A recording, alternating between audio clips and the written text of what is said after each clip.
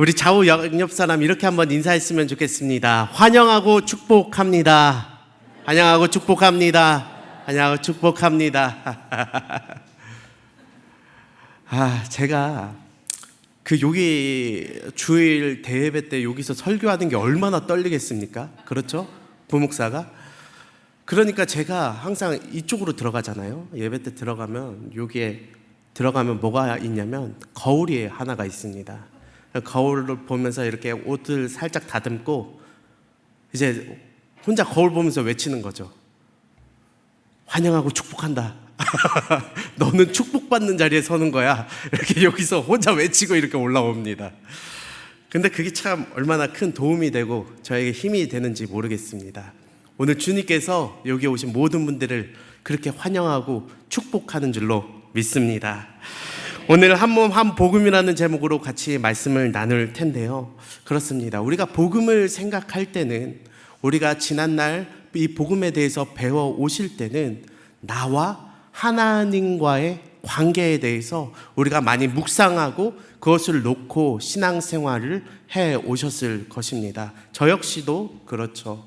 그러니까 하나님과 나와의 그 개인적인 그 복음의 관계, 그것을 우리가 많이 묵상했던 기억이 납니다. 왜요? 왜 그것만 강하게 우리가 묵상하고 왜 그것을 통하여서 우리가 무엇을 섬기고 무엇을 하고 우리가 어떻게 성장할지에 대해서 왜 우리가 더 많이 이렇게 했었냐면, 공동체에 대해서는 굳이 얘기하지 않아도 우리 모두가 정말 이 대한민국 사람들이 하나의 공동체로서 똘똘 뭉쳐서 살았던 지난 날이 있었기 때문에 그렇죠. 그냥 구역으로만 딱 묶어놔줘도 알아서 공동체가 돼버리니까 굳이 공동체에 대해서 그렇게 강하게 이야기할 필요가 없었던 것입니다. 제가 2002년도만을 기억해봐도 그 축구 월드컵 하는데 그 사람들 얼마나 그 난장판이에요. 지금으로 그렇게 한다 치면은요, 온데간데 민원 엄청 들어올 거예요. 차 위에 올라가서 막 서로 부둥켜 안고 춤추고 그 광장에 모여서 그 난리치고, 그래도 누구 한 사람, 이 민원이라는 거 누구 한 사람 이거에 대해서 그런 사람이 없었습니다. 당연한 것이고, 오히려 이같이 우리가 기뻐할 때 기뻐하지 못하는 사람들을 보면서 왜 이것을 기뻐하지 못하는가 이렇게 생각했던 것이 바로 지난날입니다. 근데 요즘 아이들은, 제가 이번에 수련회 가서도 또 느꼈어요. 얘네들이 참 이 코로나를 겪은 세대, 학교에 가지 않고 온라인으로 예배가 아니라 온라인으로 학교 그 수업을 진행했던 그 세대이기 때문에 참 안타까움이 많습니다. 얘들을 데리고 이제 밤 늦게 집회가 다 끝나고 이제 중고등부 청년부 사람들이랑 바로 앞에 바닷가에 나가서 이렇게 불꽃놀이를 했어요. 근데 그 아이들이 하는 말이 뭘까요? 가장 처음 하는 말이 신난다, 재밌겠다 이렇게 얘기했을까요? 목사님 너무 재밌겠어 이랬을까요? 애들이 마음이 막 조마조마한 거예요. 하고는 싶은데 막 조마조마해. 왜냐면 저한테 와서 이러는 거예요. 목사님 민원 들어오지 않아요? 저한테 이렇게 말하는 거예요. 그게 참 얼마나 그래요. 자신의 이것들을 이야기하고 분출하는 것보다 누군가를 먼저 생각해야 되고 뭔가 이런 것들을 걱정해야 되는 세대가 바로 오늘날의 세대인 것입니다. 그래서 오늘 같은 말씀이 참 중요한 것 같습니다. 한 몸, 한 복음. 우리가 이 복음에 대하여서 개인의 영혼 구원뿐만 아니라 우리가 이 공동체로서 이 복음을 어떻게 품어내야 하는가, 우리 공동체로서 이 복음을 어떻게 다뤄야 되는가에 대해서 우리가 한번 살펴보도록 하겠습니다. 이 공동체에 대해서 싫어하는 사람은 아무도 없습니다. 사람은 누구나 이 공동체에 속하기를 원합니다. 공동체에 속하기를 원한다는 것은 내가 저 사람에 대해서 알아가기를 원하고, 또한 저 사람이 나를 알아주기를 원하는 거예요. 그렇게 만약에 못하고 나는 공동체 싫은데요, 나는 공동체 별론데요, 혼자가 좋은데요 라고 이야기하는 사람이 있다면 그건 후천적인 거죠. 내성적이건 외향적이건 사람은 공동체를 원해서 만약에 그것을 원치 않는 일이 있다면 그것은 뭔가 사랑에 대한 결핍이 있거나 이 공동체라는 것에 대해서 안 좋은 영향을 받았었기 때문에 그로 인하여서 나에게 거부감이 나타나는 것이지, 그렇다고 해서 공동체를 원하지 않는 사람은 없다는 겁니다. 사람은 혼자 있기를 원하고, 그리고 나 혼자 조용히 시간 보내고 싶어 하면은 어딜 갑니까? 카페를 갑니다. 카페에 가면 사람 없습니까? 사람 많습니다. 그 많은 사람들 가운데 그래도 내가 있기를 원하는 거예요. 제가 어렸을 때를 생각해 보면 저도 저희 가정이 생각보다 굉장히 가부장적인 저희 아버지 밑에서 제가 굉장히 스스로를 작게 여기면서 살아왔거든요. 그러다 보니까 굉장히 내향적이었습니다. 말도 잘 못하고 친구도 잘 못 사귀었어요, 초등학교 때는. 그래서 저 초등학교 때는 쉬는 시간만 되면 공 들고 애들 공 차러 운동장 나갔는데 누가 이렇게 불러주기를 너무 기다렸던 것 같아요. 근데 이제 그 표현이 제가 잘 못하다 보니까 친구들이 나가면서 야 너도 축구할래? 그러면 따라 나가면 되는데 괜히 내가 나가서 못하면 어떡하지? 내가 나가서 잘 어울리고 싶은데 한 명분도 못하면 어떡하지? 이런 생각들 때문에 우물쭈물 하다가 그냥 못 나가는 경우가 많았죠. 그래서 이제 그 교실 창문으로 애들 축구하는 거 이렇게 보고 했던 기억이 지금 나는 것 같습니다.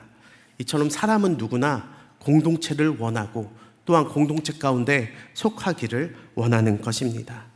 세상은 이것을 향하여서 진화론적인 관점에서 이야기합니다. 그러니까 사람은 이 사회적인 동물로 진화했다는 거예요. 이 포유류로 태어나서 젖을 먹고 이 돌봐야 하기 때문에 이 사람 간의 교류가 반드시 필요하고 무리를 지어서 우리 스스로가 보호받아야 하기 때문에 이렇게 진화했다고 이야기합니다. 근데 그 말을 보면요, 굉장히 사람 중심적인 생각이 듭니다. 이 사람이 중심이 되어서 마치 사람이 공동체를 만들어낸 것처럼 이야기를 하는 것이죠. 그러나 성경은 좀 더 원론적인 이야기를 하는데요, 성경은 분명히 우리를 하나님께서 창조하실 때부터 혼자가 아니라 우리를 공동체로서 창조하셨다라고 기록되어 있습니다. 창세기 1장 26절 상반절을 보면요, 이렇게 기록되어 있습니다. 한번 PPT 넘겨주시겠어요? 창세기 1장 26절을 보면, 상반절을 보면 우리 같이 한번 보시고 읽어보겠습니다. 시작. 하나님이 이르시되 우리의 형상을 따라 우리의 모양대로 우리가 사람을 만들고. 아멘. 하나님이 뭐라고 이야기한다고요? 우리의 형상을 따라. 우리의 라는 말은 태초부터 하나님이 성부, 성자, 성령, 삼위의 일체의 하나님으로서, 다시 말해 공동체로서 우리의 형상을 따라 우리를 모양대로 지으셨다는 겁니다. 그러니까 공동체의 모양대로 우리를 지으신 것이죠. 그렇기에 우리도 이 공동체 가운데 살아가기를 하나님께서는 원하시는 거예요.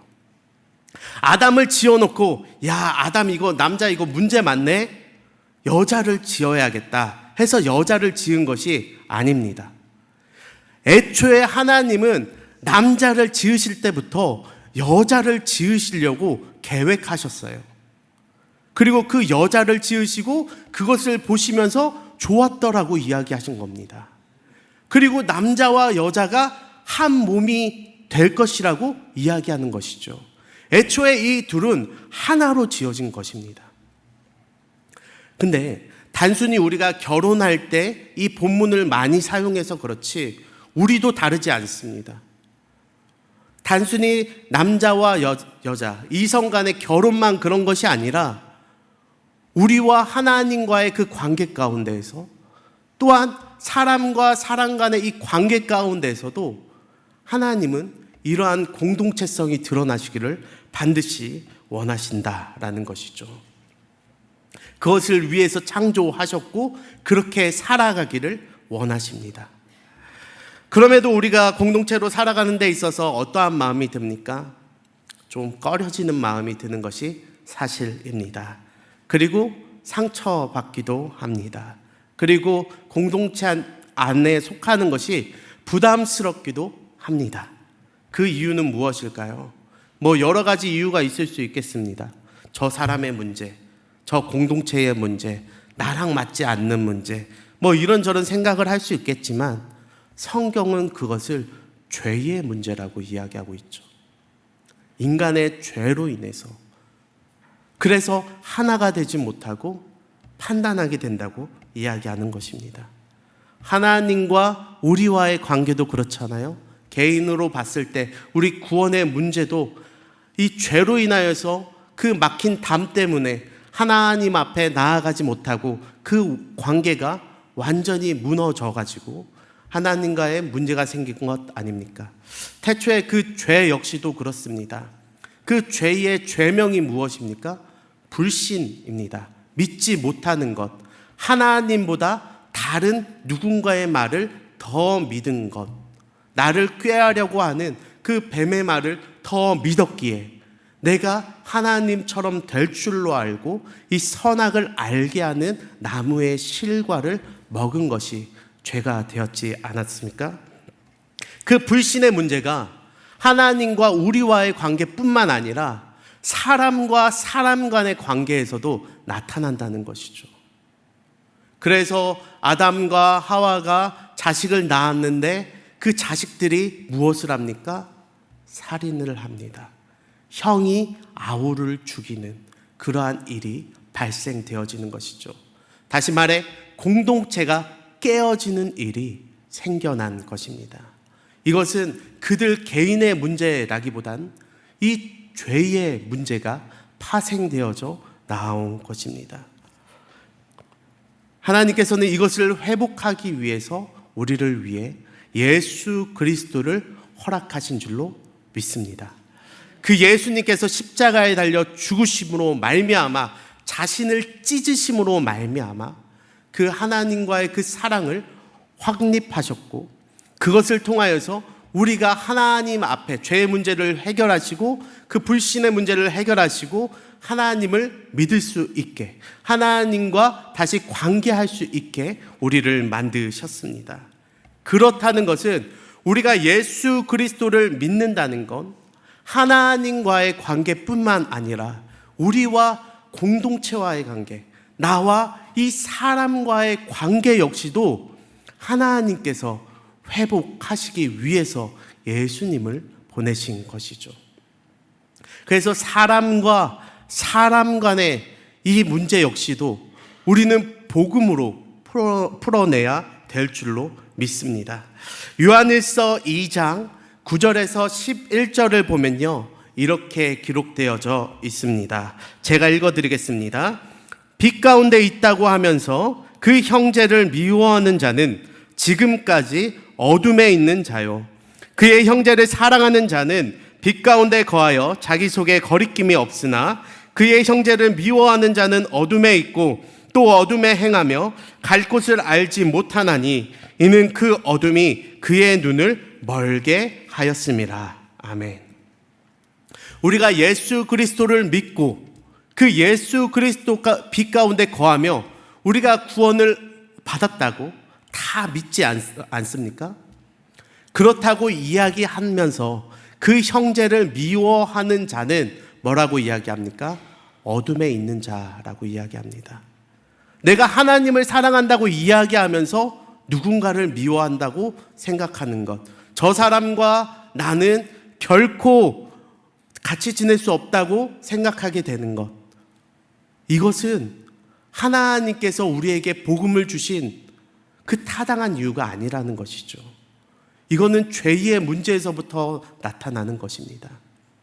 그의 형제를 미워하는 자는 어둠에 있다고 이야기하며 어둠으로 행하며 갈 곳을 알지 못하고 그 어둠이 그의 눈을 가렸다고 성경은 분명히 이야기합니다. 그렇지만 우리가 빛 가운데 거한다고 해서 이 공동체를 온전히 사랑하고 또한 이 공동체 가운데 살아가는 것이, 그것이 참 쉽습니까? 그렇지 않습니다. 내 뜻, 내 생각, 내 마음대로 되지 않습니다. 근데 참 보면요, 사람 한 사람을 따지고 놓고 보면요, 사실 서로 문제될 것이 전혀 없습니다. 우리는 다들 너무 괜찮은 사람들이에요. 사람 한 사람만 놓고 보면요. 그렇죠? 서로 거리를 조금만 떼더라도 어느 정도 거리만 두고 우리가 살아가면은 참 서로 너무나 젠틀하고 너무나 멋있고 참 이렇게 사랑 많고 자애로운 사람들이 없습니다.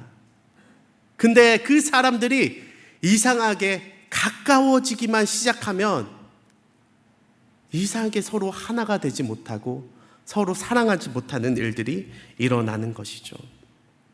나를 사랑해주는 사람을 사랑하는 것, 그건 참 쉽습니다. 또한 나를 환대해주는 사람을 환대하는 것, 참 그것은 쉽습니다.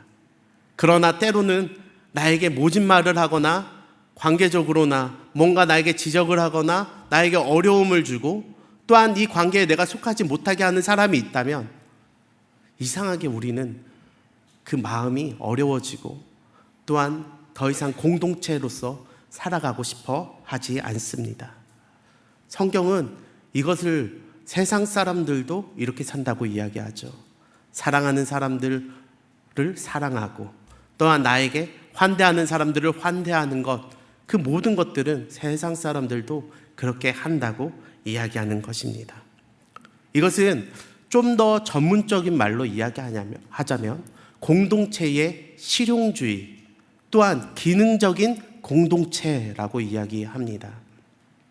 그러니까 이 모든 것들이 나랑 어떠한 관계인가에서 공동체를 생각하는 거예요. 나에게 저 사람이 어떤 사람인가? 이 공동체가 나에게 어떻게 다가오는가? 또한 내가 봤을 때 이 공동체는 어떻고 내가 어느 정도 해야만 하는가? 이렇게 나 중심으로 하나하나 생각하면서 이 공동체를 풀어내고 마땅히 내가 할 만하다 싶으면은 들어가고 그렇지 않다 싶으면은 발을 빼는 이런 것이 바로 기능적인 공동체라고 할 수가 있는 것이죠. 그러나 우리에게 허락하신 이 하나님의 이 공동체, 이 복음을 통한 이 공동체는요, 기능적인 공동체가 아닙니다. 바로 형성적인 공동체인 것이죠. 뭐냐? 내가 중심이 아니라 하나님의 마음과 하나님의 그 뜻이 중심이 되어서 이 공동체를 해석해 나아가는 겁니다. 하나님께서 나를 보실 때 어떻게 보십니까? 나를 만약에 기능적으로 보신다면 너는 죄인이야. 너는 하루의 죄를 얼마나 짓고 사는지 네가 아니? 감히 네가 구원을 얻을 자격이 있어? 라고 하셔도 우리는 할 말이 없습니다. 내가 너와 왜 관계해야 돼? 라고 말씀하셔도 우리는 할 말이 없습니다. 그러나 예수 그리스도를 통하여서 우리를 바라보시기 때문에 그럼에도 불구하고 우리를 사랑한다 말씀하시고 우리를 자녀 삼아 주신 것 아닙니까? 그거와 같이 우리도 예수 그리스도를 통하여 공동체를 바라봐야 한다는 것이죠. 오늘 그 마음이 바로 오늘 우리가 같이 읽은 본문에 있는 것입니다. 로마서 11장 33절부터 36절 말씀 우리 한 번 더 같이 읽어보도록 하겠습니다. 로마서 11장 33절부터 36절 말씀 시작. 깊도다 하나님의 지혜와 지식의 풍성하며 그의 판단은 헤아리지 못할 것이며 그의 길은 찾지 못할 것이로다. 누가 주의 마음을 알았느냐? 누가 그의 모사가 되었느냐? 누가 주께 먼저 드려서 갚으심을 받겠느냐? 이는 만물이 주에게서 나오고 주로 말미암고 주에게로 돌아감이라. 그에게 영광이 세세에 있을지어다. 아멘. 깊도다. 10길 물속은 알아도 한 길 사람 속 모르잖아요. 근데 그 한 길 사람 속보다 하나님의 그 지혜와 또한 하나님의 그 마음이 더 깊습니다. 하나님의 지혜와 지식의 풍성함, 그 판단은 헤아릴 수가 없습니다. 그것이 공동체로 향하기 시작하면 하나님, 내가 왜 저 사람과 관계해야 됩니까? 저 사람은 나를 환대하지 않는데요. 저 목사인데요. 저 사람 저를 판단하는데요. 저 어리게 보는데요. 저를 향하여 손가락질 하는데요. 그런데도 왜 제가 저 사람을 위해서 기도해 줘야 되고 내가 왜 저 사람을 공동체로서 바라봐야 합니까? 기능적으로 생각하면 우리는 사랑할 수가 없습니다. 근데 예수 그리스도를 통하여 바라본다면 예수님과 베드로의 대화를 보면 알 수가 있지 않습니까? 네가 나를 사랑하느냐? 네 양을 쳐라. 네가 나를 사랑하느냐? 네 양을 먹이라. 네가 나를 사랑하느냐? 네 양을 치라.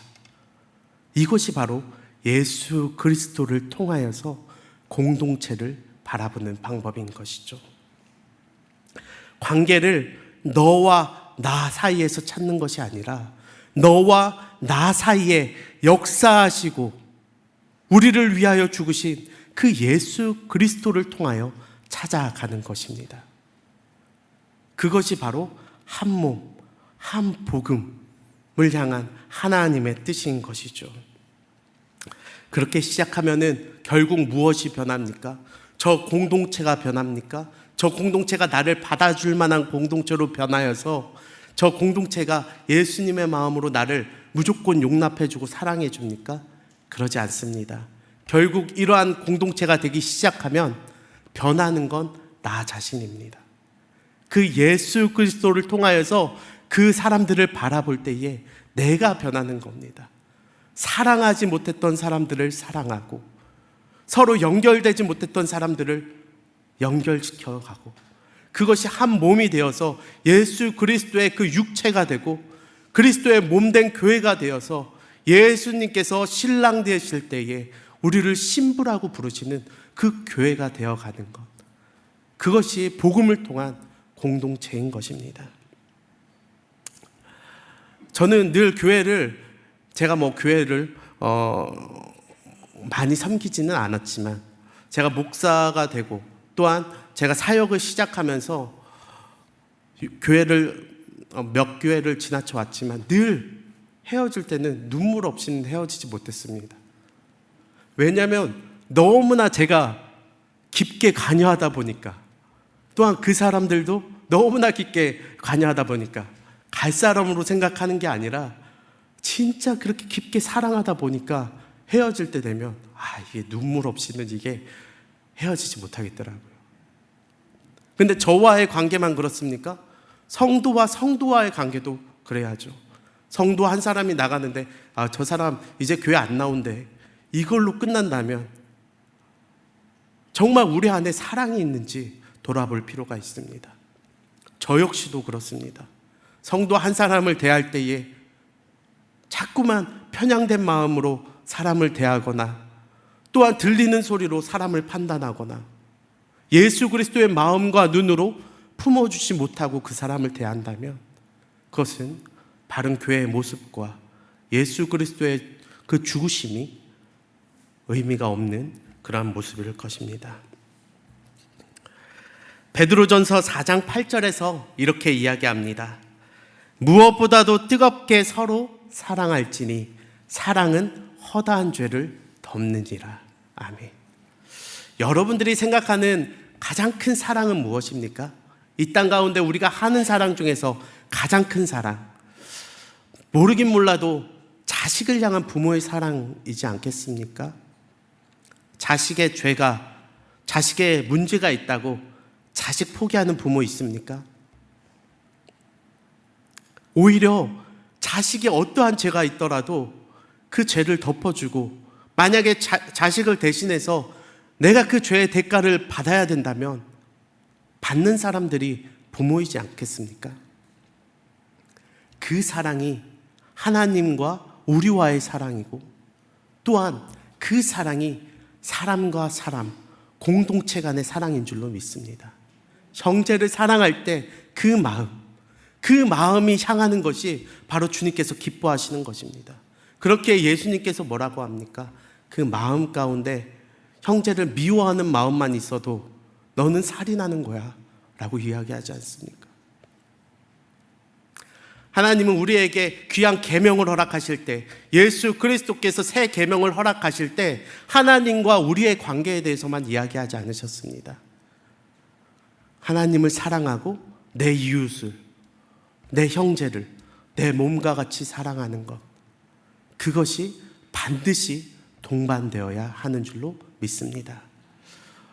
우리가 말씀을 정리하며 한번 우리의 마음 가운데 한번 생각해 보시길 바랍니다. 단순히 교회뿐만 아니라 내가 가는 곳곳마다, 나의 발이 닿는 곳곳마다, 우리의 가족 간에, 또한 우리의 회사 가운데에서, 또한 내가 관계하고 있는 누군가에서 우리는 어떠한 모습과 어떠한 것으로 그 사람을 대하며 그 사람에게 향하고 있습니까? 세상 사람들이 하는 것처럼 똑같이 합니까? 내가 당한 것처럼 그 사람에게 행동합니까? 아니면은 예수 그리스도께서 나에게 하신 것처럼 그 사람에게 행동하려고 합니까? 우리가 이것을 우리의 마음 가운데 두며 한 주간 살아가며 주님 앞에 찬양으로 고백하며 또한 회개하며 나아가시는 우리 모든 계신의 성도님들 다 되시기를 진심으로 바랍니다. 기도하겠습니다.